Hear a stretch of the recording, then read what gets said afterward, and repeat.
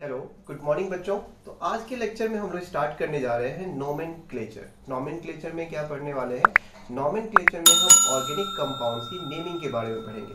देखो, हर कंपाउंड के नेम से हमें बहुत सारे इंफॉर्मेशंस मिलते हैं।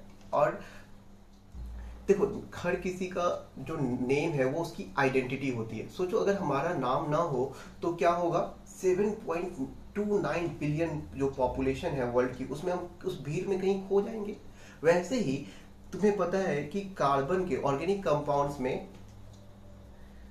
50 लाख से 5 मिलियन से ज्यादा कंपाउंड्स हैं। तो क्या होगा कि अगर हर कंपाउंड की अलग आइडेंटिटी या अलग नेम नहीं होगा तो वो उस भीड़ में खो जाएगा, है ना। तो इसीलिए IUPAC ने क्या किया है, कुछ रूल्स बनाए हैं, सेट ऑफ रूल्स बनाए हैं। और ये रूल्स इतने रोबोस्ट हैं कि हर एक कंपाउंड का, सोचो 50 लाख कंपाउंड्स के हर एक कंपाउंड का एक यूनिक नेम है। ओके, तो अच्छा, ये IUPAC क्या है? IUPAC क्या है? ये केमिस्ट्री से रिलेटेड इंटरनेशनल ऑर्गेनाइजेशन है जो केमिस्ट्री से रिलेटेड सारे डिसीजंस लेती है। ओके, इसका फुल फॉर्म देखोगे तो international union of pure and applied chemistry है। ओके, अब हम बात करते हैं, चलो अपने टॉपिक पे आते हैं और नॉमेनक्लेचर को डिस्कस करते हैं। नॉमेनक्लेचर में देखो, किसी भी ऑर्गेनिक कंपाउंड का जब हम नेम लिखेंगे तो उसके उसमें किसी भी नेम में 3 पार्ट होंगे। सबसे पहले प्रीफिक्स होगा, रूट वर्ड होगा और सफिक्स होगा। ओके, इसमें से रूट वर्ड इंपॉर्टेंट है, मेन है, और उसके आगे जो लगेगा वो उसको हम प्रीफिक्स कहेंगे और उसके जो पीछे लगेगा उसको सफिक्स कहेंगे। अच्छा, प्रीफिक्स में कौन सा पार्ट आता है, सफिक्स में क्या लिखते हैं, इसको हम आगे डिस्कस करने वाले हैं। तो सबसे पहले रूट वर्ड को की ऊपर बात कर लेते हैं। तो देखो, अगर एक कार्बन हुआ, एक्चुअली क्या है, इसको लैटिन वर्ड के हिसाब से इसमें कुछ नेमिंग्स दी गई हैं। ओके, तो जैसे कि अगर एक कार्बन हुआ तो हम उसको मेथ कहते हैं, 2 कार्बन हुआ तो एथ कहते हैं, 3 कार्बन हुआ तो प्रोप कहते हैं, 4 कार्बन होगा तो ब्यूट कहते हैं, 5 कार्बन हुआ तो पेंट कहेंगे, 6 कार्बन हुआ तो हेक्स कहेंगे, 7 कार्बन हुआ तो हेप्ट, 8 कार्बन तो ऑक्ट, 9 कार्बन तो नॉन, और 10 कार्बन होगा तो डेक। ठीक है, जैसा कि तुम यहाँ पे देख पा रहे होगे, ये मैंने पूरी लिस्ट बना रखी है। अगर तुम नहीं याद कर सको तो एटलीस्ट 5 तक तो जरूर ही याद कर लेना। ठीक है, ओके, क्योंकि इससे तुम्हारा काम बन जाएगा। लेकिन मैं तो यही सजेस्ट करूंगा तुम्हें, 10 तक के कार्बन का नाम याद रखो कि उसको हम क्या कहते हैं। अब हम बात करते हैं सफिक्स की। सफिक्स जो है, इसके 2 पार्ट होते हैं।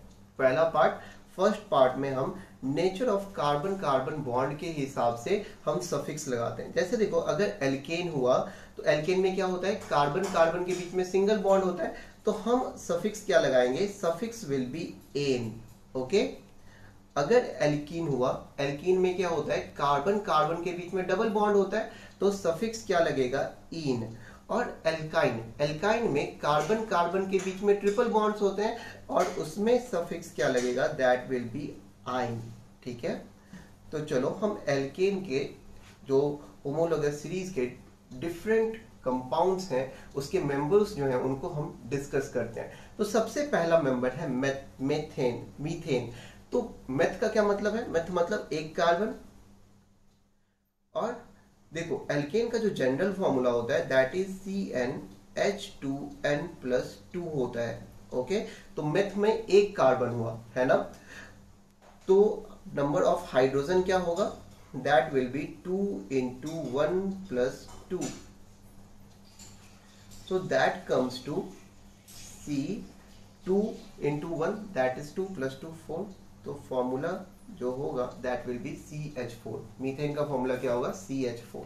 Now comes to ethane. Ethane का मतलब एथ, एथ का मतलब 2 कार्बन, और एन का मतलब एल्केन है। तो एल्केन का फॉर्म जो general formula that is CnH2n+2।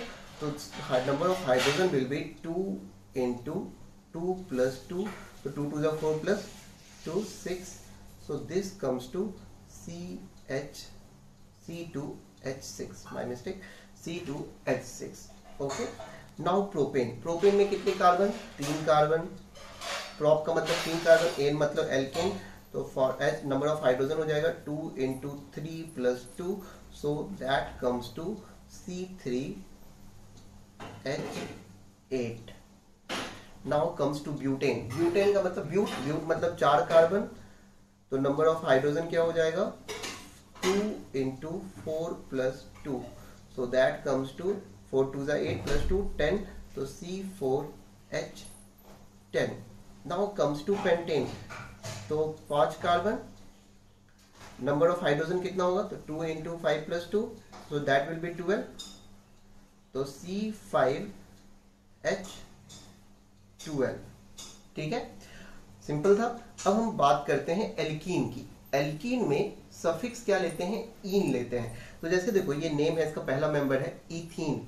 Ethene में एथ का मतलब 2 कार्बन, तो C2। अच्छा, इसका हमारा जनरल फॉर्मूला क्या है, दैट इज CnH2n है। ठीक है ना, तो इथीन में क्या हो जाएगा 2 कार्बन और नंबर ऑफ हाइड्रोजन क्या हो जाएंगे 2 into 2, so that comes to C2H4। Okay, now comes to propene. Propene पे चलते हैं। प्रोपीन में प्रोप का मतलब 3 कार्बन, तो C3। नंबर ऑफ हाइड्रोजन क्या हो जाएगा तो 2 इंटू 3, बहुत ही सिंपल है। एल्किन का जनरल फॉर्मूला से मुझे बहुत मजा आता है इसको, क्योंकि बहुत सीधा डबल मल्टीप्लाई करना है, तो C3H6। ब्यूटीन, ब्यूट मतलब 4 कार्बन, तो C4। नंबर ऑफ हाइड्रोजन क्या होगा, सीधा डबल होगा, तो 2 into 4, so that comes to C4H8। Now comes to pentene, तो C5 2 into 5, so that comes to C5H10। बहुत ही सिंपल था, easy peasy. Now comes to alkyne. Alkyne का जनरल फॉर्मूला क्या होता है, तो CnH2n-2। ओके, तो एल्काइन का सबसे पहला मेंबर क्या है, इथाइन। एथ मतलब 2 कार्बन, तो 2 कार्बन, तो नंबर ऑफ हाइड्रोजन क्या हो जाएगा 2 into 2 minus 2, so that comes to C2H2। Now comes to propyne. Propyne में क्या होगा, प्रोप का मतलब 3 carbon, so 3। Number of hydrogen 2 into 3 minus 2, so that comes to C3। 3 2 6 minus 2, तो C3H4।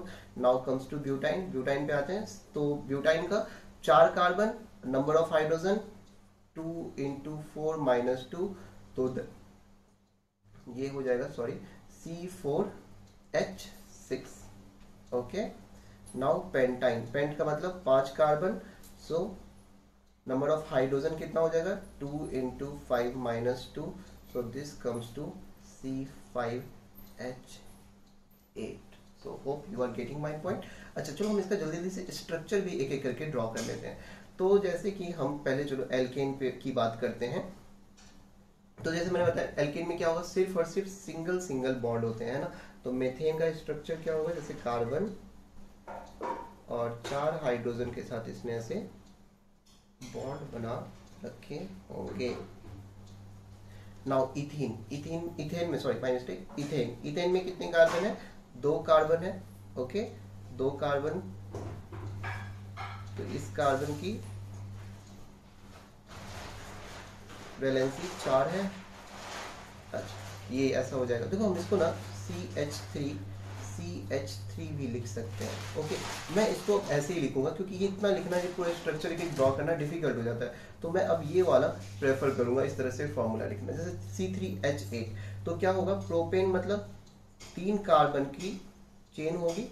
ओके, 3 कार्बन की मैंने चेन बना ली। एल्केन है मतलब कार्बन कार्बन के बीच में सिर्फ और सिर्फ सिंगल बॉन्ड होगा। अब देखो, अगर हम इस कार्बन को देखें तो इस कार्बन ने एक बॉन्ड बना रखा है, तो हम बाकी की जो 3 वैलेंसी जो इसकी बच रही है वो क्या करेंगे, हम हाइड्रोजन से पूरी कर देंगे। अब हम इस कार्बन की बात करें तो ये कार्बन ने 2 बॉन्ड बना रखा है, तो 2 हाइड्रोजन से हम इसकी वैलेंसी पूरी कर देंगे, तो ये यहाँ पे 2 लग जाएगा। अब देखो, इस कार्बन ने केवल एक बॉन्ड बना रखा है, इस कार्बन ने केवल एक बॉन्ड बना रखा है, तो हम क्या करेंगे, इस कार्बन को 3 हाइड्रोजन दे देंगे, तो उसकी वैलेंसी पूरी होगी 4 की, टेट्रा वैलेंसी पूरी हो जाएगी। कार्बन की 4 वैलेंसी होती है ना। Now see comes to C4H10। Butane पे आते हैं, तो क्या होगा, क्या करना है तुम्हें, 4 कार्बन की ऐसे चेन बना लेनी है। ओके, अब सबसे पहला कार्बन की बात करते हैं, तो इस कार्बन ने एक बॉन्ड बना रखा है, तो हम क्या करेंगे, इसको 3 हाइड्रोजन पकड़ा देंगे। Now comes to this carbon, इस कार्बन ने 2 बॉन्ड बना रखा है तो इसको हम 2 हाइड्रोजन पकड़ा देंगे, 4 वैलेंसी हो गई। इसको भी 2 हाइड्रोजन पकड़ा देंगे, 2 बॉन्ड बना रखा था, 2 हाइड्रोजन पकड़ा दिया, 4 बॉन्ड हो गए कंप्लीट। इस कार्बन ने 1 बॉन्ड बना रखा है, इसको 3 हाइड्रोजन पकड़ा देंगे। तो इस तरह से ये इसका स्ट्रक्चर हो गया, ये स्ट्रक्चरल फॉर्मूला इसका हो गया। Okay, now comes to pentane. Pentane में क्या करेंगे, हम कार्बन के ऐसे 5 कार्बन की चेन बना देंगे। अब इस कार्बन को देखेंगे तो इस कार्बन ने 1 बॉन्ड बना रखा है तो इसको 3 हाइड्रोजन पकड़ा दिया मैंने। इस कार्बन ने 2 बॉन्ड बना रखा है तो मैं 2 हाइड्रोजन पकड़ा दिया। इस कार्बन ने 2 बॉन्ड बना रखा है, 2 हाइड्रोजन पकड़ा दिया। इस कार्बन ने 2 बॉन्ड बना रखा है, 2 हाइड्रोजन। इस कार्बन ने 1 बॉन्ड बना रखा है तो 3 हाइड्रोजन। तो इस तरह से ये पेंटेन का मेरा स्ट्रक्चर कंप्लीट हो गया। Okay, now comes to alkene. तो एल्कीन में क्या करना है, तुम्हें पता है इसमें एल्कीन में क्या होता है, कार्बन कार्बन के बीच में डबल बॉन्ड्स होते हैं। ओके, एक कार्बन कार्बन के बीच में क्या होगा, डबल बॉन्ड होगा। तो यहाँ पे 2 ही कार्बन है तो कुछ सोचना ही नहीं है, हम इसके बीच में डबल बॉन्ड लगा देंगे। अब देखो इस कार्बन की 2 वैलेंसी पूरी है, इस कार्बन की भी 2 वैलेंसी पूरी है, 2 बची हुई है तो हम इसको H2 दे देंगे, इसको भी H2 दे देंगे। ओके, तो ये हमारा इथीन का स्ट्रक्चर हो गया। Now comes to propene. Propene का स्ट्रक्चर, तो 3 कार्बन है, हम क्या करना है, 3 कार्बन का हमने एक ऐसे चेन बना लिया। अब मुझे पता है कि एल्कीन में कार्बन कार्बन के बीच में डबल बॉन्ड होता है, तो मैं क्या करूंगा, इसको एक डबल बॉन्ड ऐसे हो गया। अब देखो इस कार्बन की वैलेंसी देख रहे हैं तो 2 पूरी हो रखी है तो हम 2 हाइड्रोजन। इस कार्बन की 3 वैलेंसी पूरी है तो हम 1 हाइड्रोजन दे देंगे। इसकी 1 वैलेंसी पूरी है तो हम इसको 3 हाइड्रोजन ऐसे दे देंगे। नाउ C4H8, तो 4 कार्बन की हम एक चेन बना लेते हैं और यहाँ पे एक डबल बॉन्ड दे देते हैं। तो क्या हो जाएगा, तो इस कार्बन की 2 वैलेंसी पूरी तो CH2, यहाँ पे 3 वैलेंसी पूरी तो 1 H, यहाँ पे 2 वैलेंसी पूरी तो CH2, यहाँ पे CH3। तो आई होप तुम्हें समझ में आ रहा होगा, मजा आ रहा होगा पढ़ के। तो 1 2 3 4 5 कार्बन की चेन है और एक जगह पे ऐसे डबल बॉन्ड लगा दो तो इस कार्बन की 2 वैलेंसी पूरी है, CH2 हो जाएगा। 1 वैलेंसी बची हुई है तो H लगा देंगे, इसकी 2 वैलेंसी बची हुई है तो CH2 and this will be CH3। तो आई होप तुम्हें समझ में आ गया होगा स्ट्रक्चर इसका। Now comes to ethyne. तो इथाइन में क्या होगा, इथाइन में कार्बन कार्बन के बीच में क्या रहता है, कार्बन कार्बन के बीच में ट्रिपल बॉन्ड्स रहते हैं इथाइन के अंदर। तो C2H2 का स्ट्रक्चर कैसा होगा, तो हम 2 कार्बन बना लेंगे, इनमें ट्रिपल बॉन्ड लगा देंगे और देखो इस कार्बन की 3 वैलेंसी पूरी है, इसकी भी 3 वैलेंसी पूरी है तो हम उसको एक हाइड्रोजन ऐसे दे करके इथाइन का स्ट्रक्चर ड्रॉ कर सकते हैं। नाउ C3H4, तो क्या करोगे, कार्बन के 3 कार्बन की चेन बना लो। अब क्या करो, एक कार्बन के बीच में 2 कार्बन के बीच में क्या करना है, हमें ट्रिपल बॉन्ड्स ऐसे ड्रॉ कर देंगे। तो देखो इस कार्बन की वैलेंसी 3 पूरी है, 1 बची हुई है तो 1 हाइड्रोजन। इस कार्बन की 4 वैलेंसी पूरी है तो कोई हाइड्रोजन नहीं देंगे। इस कार्बन की 1 वैलेंसी पूरी है तो हम इसको CH3। ठीक है ना, तुम चाहो तो फॉर्मूला भी क्रॉस चेक कर सकते हो, वैलिडेट कर सकते हो कि देखो 3 कार्बन है 4 हाइड्रोजन है। ओके, तो C3H4 जैसे C4H6, तो अगर हम क्या करें, 4 कार्बन की ऐसे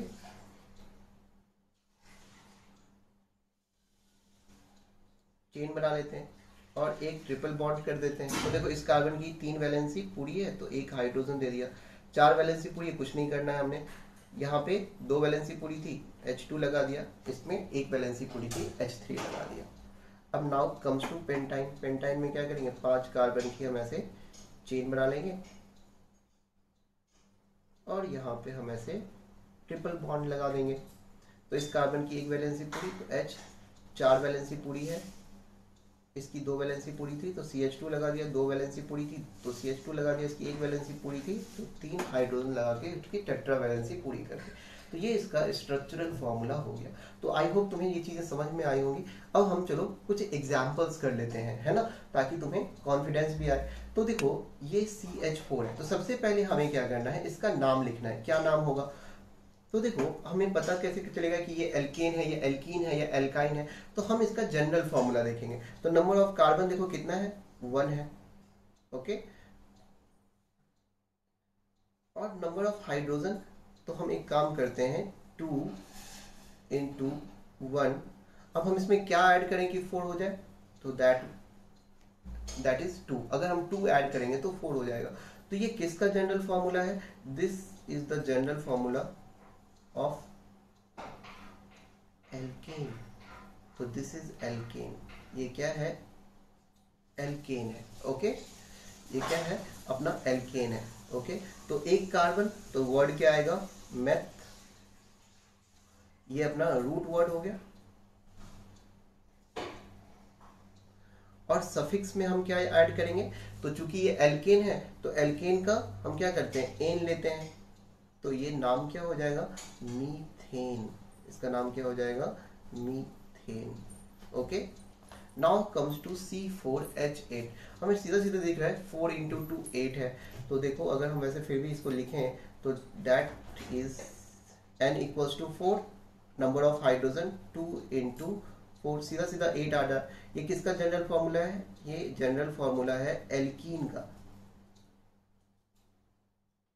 तो ये क्या है? मेरा एल्कीन है। 4 कार्बन है तो मैं क्या लिखूंगा? 4 कार्बन, तो रूट वर्ड क्या हो जाएगा? ब्यूट हो जाएगा। और चूंकि एल्कीन है तो हम उसका सफिक्स क्या लेंगे? ईन हो जाएगा सफिक्स हमारा। तो नेम क्या हो जाएगा इसका? ब्यूटीन। नाम क्या हो जाएगा? Butene. Now comes to C3H8। देखते हैं कौन से फॉर्मूला पे वैलिडेट करता है। तो C3, नंबर ऑफ कार्बन कितने हो गए? 3 हो गए। तो 2 इंटू 3, 2 तो पहले मल्टीप्लाई कर लो। अब 8 बनाने के लिए क्या करना पड़ेगा? 2 ऐड करना पड़ेगा। तो ये जनरल फॉर्मूला किसका हुआ? एल्केन का हुआ। CnH2n+2, ये एल्केन का फॉर्मूला है। तो दिस इज एल्केन। हमने पहचान लिया कि ये एल्केन है। तो 3 कार्बन है तो क्या लगाएंगे? प्रॉप। और एन की वजह से सफिक्स क्या लगता है? एल्केन की वजह से क्या लगता है? एन। तो ये मेरा रूट वर्ड हो गया। और ये मेरा क्या हो गया? सफिक्स हो गया। तो नाम क्या हो जाएगा इस बच्चों? That is propane. नाम क्या हो जाएगा? प्रोपेन। तो बहुत इजी है ना? काफी इजी है। Now comes to C2H2। देखो नंबर ऑफ कार्बन कितने हो गए? 2 हो गए। नंबर ऑफ हाइड्रोजन 2 इंटू 2, ये तो 4 हो गया। 4 से 2 में कैसे जाए? माइनस करना पड़ेगा 2। तो देखो एल्काइन का जनरल फॉर्मूला क्या होता है? CnH2n-2। ये एल्काइन का जनरल फॉर्मूला है। तो ये क्या है? एल्काइन है। तो इसका नाम क्या हो जाएगा? 2 कार्बन, तो क्या लगाते हैं? एथ। और सफिक्स क्या हो जाएगा? दैट इज आइन। तो ये मेरा रूट वर्ड है। और आइन क्या है? मेरा सफिक्स है। तो पूरा नाम क्या हो जाएगा? इथाइन। इजी है ना बच्चों? इजी है। देखो C4H10, अगर हम इसको इलेबोरेट करके लिखें तो नंबर ऑफ कार्बन 4 है। तो 2 इंटू, तो पहले 4 कर दो, और 4 में 2 ऐड करेंगे तब 10 होगा। तो ये एल्केन के जनरल फॉर्मूला को वैलिडेट कर रहा है। तो इसका नाम क्या हो जाएगा? 4 कार्बन तो ब्यूट, प्लस एन, एल्केन है तो एन, तो इसका नाम हो जाएगा ब्यूटेन।